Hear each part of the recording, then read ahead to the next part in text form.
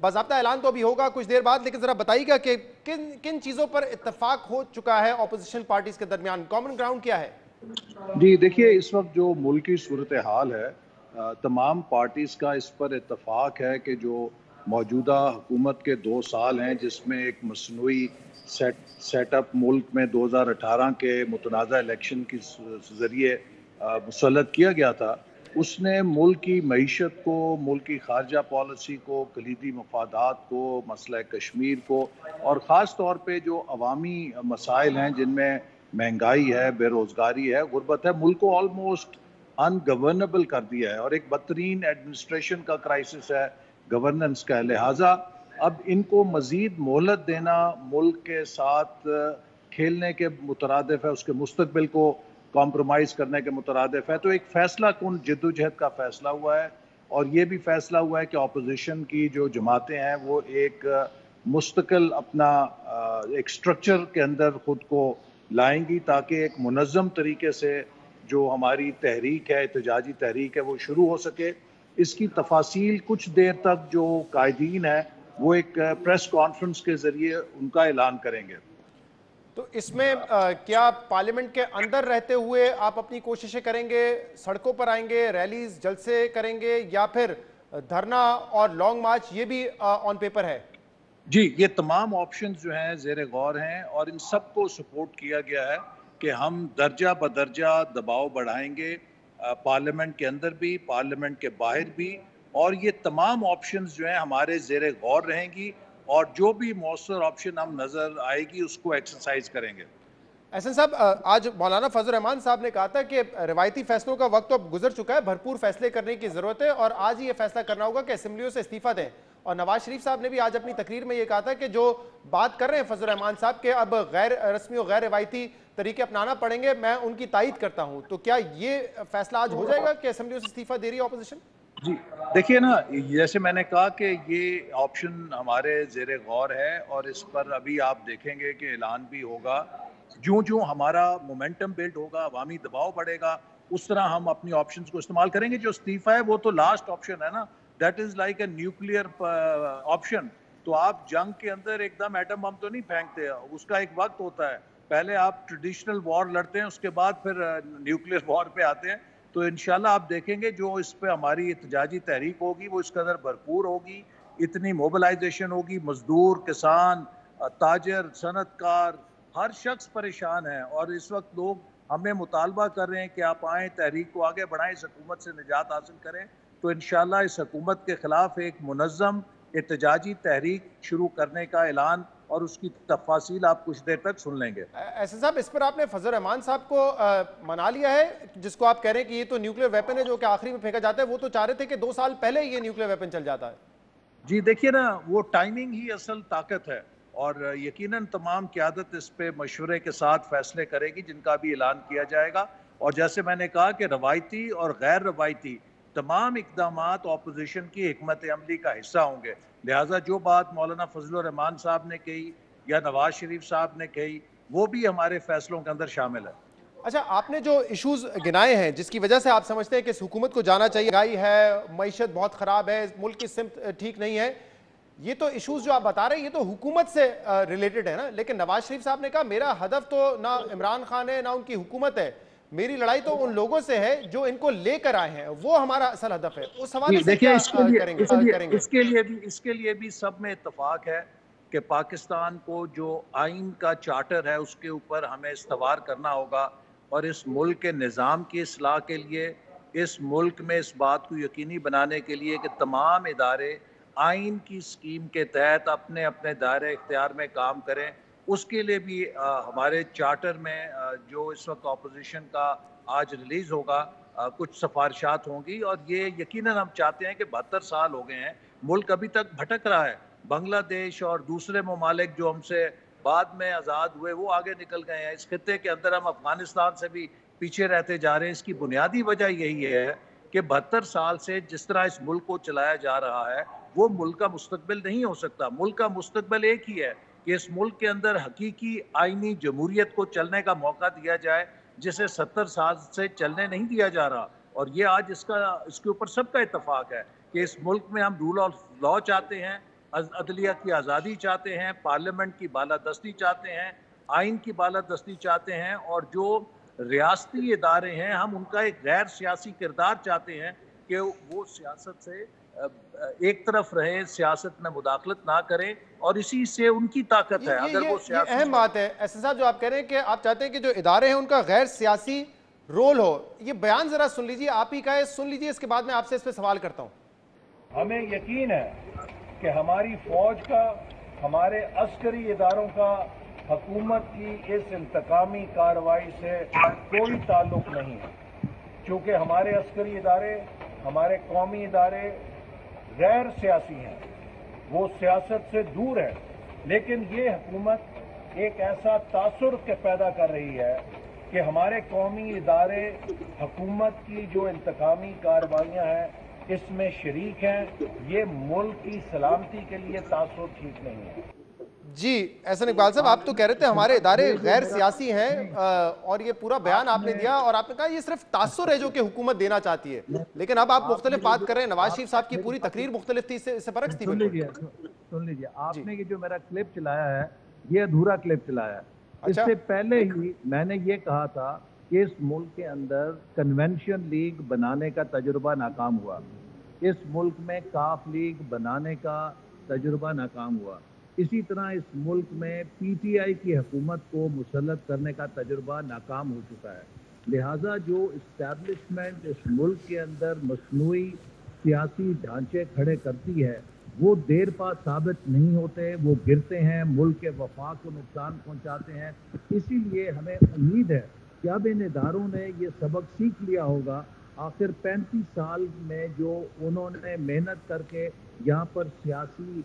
پیچ لگانے کی کوشش کی، آج ان کا نام و نشان نہیں ہے. کہاں گئی کنونشن لیگ؟ لیکن کنونشن لیگ کو کھڑا کرنے کے لیے کتنے جتن کیے گئے، کاف لیگ کو بنانے کے لیے، اس کو کھڑا کرنے کے لیے کس قطع کی ہارس ٹریڈنگ کی گئی، کتنے کروڑوں اربوں روپے اس پہ لگائے گئے. آج کدھر گئی وہ کاف لیگ کی حکومت جو چاروں صوبوں میں اور مرکز میں اتنے آب و تاب کے ساتھ کھڑی کی گئی تھی. لیکن یہ جو آپ کا بیان تھا یہ تو موجودہ دور کے حوالے سے تھا نا، جس میں آپ کہہ رہے تھے کہ انتقامی کارروائی ہمارے ادارے نہیں کر رہے، حکومت یہ تاثر دینے کی کوشش کر رہی ہے. لیکن نواز شریف صاحب نے فرمایا کہ پیرالل حکومت ہے، بلکہ اب تو یہ حالات ہے کہ اسٹیٹ ابو دا اسٹیٹ ہے.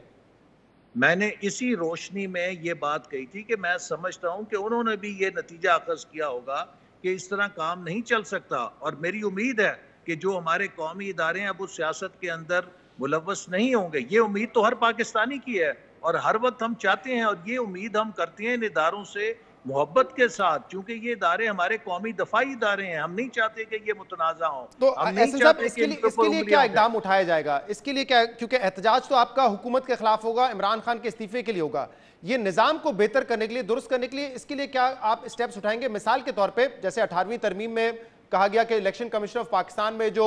چیف الیکشن کمشنر ہوں گے یا دوسرے کمشنر ہوں گے ان کی تعیناتی کا ایک طریقہ دے دیا. نیب چیئرمین کیسے تعینات ہوں گے اس حوالے سے آپ نے ایک طریقہ دے دیا. لیکن اب آپ اس سے خود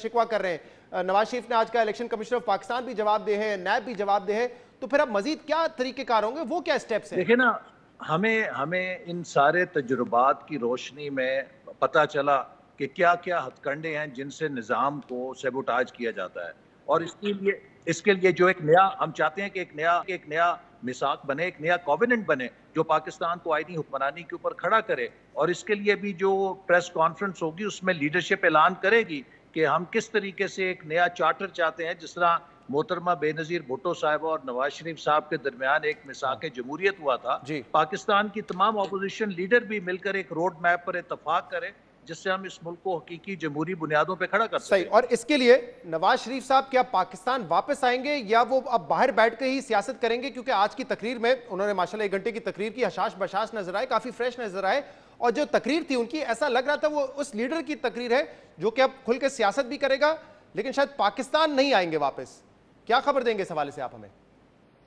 جی، نواز شریف صاحب کو جو ہی ان کے معالجین واپس آنے کی اجازت دیں گے وہ فوری طور پہ آئیں گے. وہ خود بہت بےتاب ہیں، وہ چاہتے ہیں کہ پاکستان واپس آ کے اپنا کردار ادا کریں، اور جو ہی ان کے معالجین انہیں اجازت دیں گے وہ فوراً پاکستان آئیں گے. میں نے یہ بھی سوال میں حصہ رکھا تھا، میں دوبارہ کر لیتا ہوں کہ بڑے حشاش بشاش نظر آئے، کافی فریش نظر آئے. یہ مطالبہ اب زور پکڑے گا، کہے گی کہ اب واپس آئیں اگر آپ نے انقلاب لانا ہے. اگر آج عدالتیں ججز دیکھ رہے ہوں گے تو وہ بھی کہیں گے کہ جب سیاسی تقریر کر سکتے ہیں تو واپس کیوں نہیں آ سکتے پاکستان، اور شاید یہ آپ کے سپورٹر سے یہ مطالبہ بڑھے کہ واپس آئیں۔ ماشاءاللہ آپ جانتے ہیں کسی بھی شخص کو بیمار ہونے کے لیے ضروری نہیں ہے کہ وہ ڈرپ لگی ہو اور وہ اسٹریچر پہ پڑا ہو۔ حاصل بزنجو صاحب جو ابھی چند دن پہلے فوت ہوئے ہیں، انتہائی مہلک مرض کے اندر مبتلا تھے، لیکن 2-4 دن پہلے تک وہ معمول کی سرگرمیاں اور ایکٹیویٹیز جاری رکھے ہوئے تھے۔ تو لہٰذا یہ ایک بہت ہی ایرنس بات ہے کہ آپ کسی شخص کی ظاہری حالت دے کے یہ فتویٰ دے دیں یا فیصلہ دے دیں کہ وہ بیمار نہیں ہے یا اس کو کسی سنگین نوعیت کی ٹریٹمنٹ کی ضرورت نہیں ہے۔ نواز شریف صاحب کی جو ایلمنٹ ہے، جو ان کے کارڈک کنڈیشن ہے، جو ان کی اوورآل میڈیکل کنڈیشن ہے، اس کا بہترین فیصلہ نہ میں کر سکتا ہوں، نہ کوئی اینکر، نہ کوئی وزیر، نہ کوئی مشیر۔ اس کا فیصلہ ان کے معالجین نے کرنا ہے، اور نواز شریف صاحب کا دل اور دماغ اور روح پاکستان کے اندر ہے، وہ ان کے لیے پاکستان سے دوری بذات خود ایک بڑا بوجھ ہے، اور انشاءاللہ جو ہی ڈاکٹرز انہیں سرٹیفکیٹ دیں گے فٹنس کا، وہ فوراً واپس آئیں گے۔ لیکن احسن اقبال صاحب، اس لیے میں کہہ رہا ہوں نا، یہ مطالبہ اب زور پکڑے گا، کیونکہ اگر نواز شریف صاحب بیٹھ کے تقریر بھی کر رہے ہیں، چند روز پہلے تک آپ ہوں یا پھر شاہد خاقان عباسی ہوں، وہ کہتے آپ یہ جواب دیتے تھے کہ نواز شریف صاحب بات اس لیے نہیں کر رہے کیونکہ وہ علاج کے غرض سے گئے ہوئے ہیں، وہ سیاست کے لیے نہیں گئے، وہ اخلاقی طور پہ بھی درست نہیں ہوا کہ علاج کے لیے گئے ہوئے ہیں وہ سیاست کریں، لیکن اب وہ سیاست کر رہے ہیں نا، تو یہ مطالبہ تو زور پکڑے گا کہ واپس آگے کریں۔ دیکھیں نا، آج انہوں نے جو باتیں کی ہیں وہ ایک سینئر سٹیٹس مین کے طور پہ ان کی ایک حیثیت ہے، وہ پاکستان کی شاید اس وقت پاکستان کے اندر سب سے سیزنڈ اور سینئر لیونگ پولیٹیشین ہے، جنہوں نے پاکستان کی سٹیٹ کرافٹ کا جو مشاہدہ کیا ہے، شاید کسی کے پاس وہ مشاہدہ نہیں ہے۔ تو لہٰذا ان کی جو انسائٹ ہے، ان کا جو نالج ہے، وہ ایک ہمارے لیے ٹریجر ہے، اور وہ بہت ویلیوبل وزڈم ہے جس سے ہم سب فائدہ اٹھاتے ہیں۔ اور اس موقع پر بھی اگر انہوں نے ہماری رہنمائی کی ہے تو ہمیں اس سے بہت فوڈ فار تھاٹ ملا ہے، اور ساری اپوزیشن ان کی جو آج کے خیالات ہے اس سے بہت اس نے انرچ کیا ہے، اور وہ اس کی روشنی میں اگلا لائحہ بنائیں گے۔ صحیح احسن اقبال صاحب، ایک طرف تو ظاہر سی بات ہے جو سپورٹر ہیں نواز شریف صاحب کے، ان کی تقریر سن کے وہ بڑے آج کانفیڈنٹ ہوئے ہوں گے، ان میں ایک جوش ضرور آیا ہوگا، لیکن دوسری طرف وزیر اعظم عمران خان کی کیا پوزیشن ہوگی؟ کیونکہ جب نواز شریف صاحب بات کرتے ہیں کہ ہمیں نظام کو درست کرنا ہے اور وہ تمام سٹیک ہولڈرز کے حوالے سے بھی اس تقریر میں بات کرتے ہیں، تو اس کے بعد ایسا لگتا ہے کہ وہ سٹیک ہولڈرز کے ساتھ خلیج آپ کی بڑھے گی، اور عمران خان تو پہلے ہی کہتے رہے کہ میں ایک واحد آپشن ہوں، تو جہاں آپ کو فائدہ ہوا ہے وہاں پہ ان کا بھی قلعہ تو سیاسی قلعہ مضبوط ہوتا ہوا نظر آیا ہے۔ میں سمجھتا ہوں کہ جن سٹیک ہولڈرز کی ہم بات کر رہے ہیں اس میں چند افراد کا تو میں نہیں کہہ سکتا، بائی اینڈ لارج میں جتنے بھی لوگوں سے ملتا ہوں، پاکستان کا ہر ذمہ دار شہری، پاکستان کے ہر ادارے کا ذمہ دار فرد، وہ یہی چاہتا ہے کہ جو ہمارے قومی ادارے ہیں وہ سیاست سے دور رہیں۔ دیکھیے، جب وہ افسر کے جو فرنٹیئر کے ہمارے سرحدوں کے اوپر جو ٹرائبل ایریاز میں لائن آف کنٹرول میں کھڑا ہے، اس ملک کے لیے اپنے چھوٹے بچوں کو چھوڑ کے قربانی اور شہادت دینے کے جذبے سے کھڑا ہے، جب اس کے کردار کے اوپر کوئی سیاست کی آنچ آتی ہے تو جہاں اس کا دل دکھتا ہے ہم سب کا بھی دل دکھتا ہے۔ یہ ادارے ایسے ہیں کہ یہ بہت ہی مقدس ادارے ہیں، اور ان اداروں پر کوئی سیاسی پرچھائیں نہیں پڑنی چاہیے۔ یہ وہ سوچ ہے، یہ وہ بات ہے جو نہ صرف ہم سمجھتے ہیں بلکہ ہمارے قومی اداروں کے جو افراد ہیں وہ بھی یہ سمجھتے ہیں۔ احسن اقبال صاحب، اس پر آج فواد چودھری صاحب نے کہا تھا، فواد چودھری صاحب نے کہا تھا کہ یہ خیال پی ایم ایل این کو اسی وقت آتا ہے، نواز شریف صاحب کو اسی وقت آتا ہے جب آپ حکومت میں نہیں ہوتے، اپوزیشن میں ہوتے ہیں۔ اگر یہ تمام اسٹیک ہولڈرز آپ کے ساتھ ہو تو پھر آپ کو اس بات کی پرواہ نہیں ہوتی، اب جب آپ کے ساتھ نہیں ہے تو آپ اس طرح کی بات کریں۔ جی، ہم نے کبھی سٹیک ہولڈر کو سیاست میں مداخلت کی نہ دعوت دی ہے اور نہ ان سے کوئی کام لیا ہے، اور ہم سمجھتے ہیں کہ ایسا کرنے سے ان کا کردار متنازع ہوتا ہے۔ دیکھیے، سیاسی جماعت کو زیب دیتا ہے کہ زندہ باد بھی ہو، مرد آباد ہو۔ آج اگر کسی سیاستدان پہ مرد آباد ہوتی ہے، کل کو زندہ باد ہو جاتی ہے، لیکن جو قومی ادارے ہیں انہیں ہر حال میں اور ہر جماعت سے زندہ باد لینا چاہیے۔ اگر ماضی میں جنرل مشرف مریم نواز نے کہا ہے کہ لیول پلینگ فیلڈ ہمیں دی نہیں جائے گی، چھیننی پڑے گی، تو پھر احتجاج تمام کے خلاف ہوگا، صرف حکومت کے خلاف نہیں ہوگا، تمام سٹیک ہولڈرز کے خلاف ہوگا اگر چھیننی ہے آپ نے لیول پلینگ فیلڈ۔ دیکھیے، وہ تو ایک انہوں نے انتہائی بات کی نا، اور ہم سمجھتے ہیں کہ یہ ہمارا ملک ہے، جتنا ہمارا ملک ہے اتنا ہی سٹیک ہولڈرز کا ہے، اور میں نہیں سمجھتا کہ کوئی سٹیک ہولڈر یہ جاننا چاہے گا کہ پاکستان کسی کرائسس میں جائے، پاکستان میں عدم استحکام ہو. جتنا ہمیں یہ ملک پیارا ہے اتنا سٹیک ہولڈرز کو بھی ہے. اسی لیے ضرورت اس بات کی ہے کہ ہم سب مل کر اس ملک کو آئینی حکمرانی کے راستے پہ چلائیں بہت اور بہت شکریہ.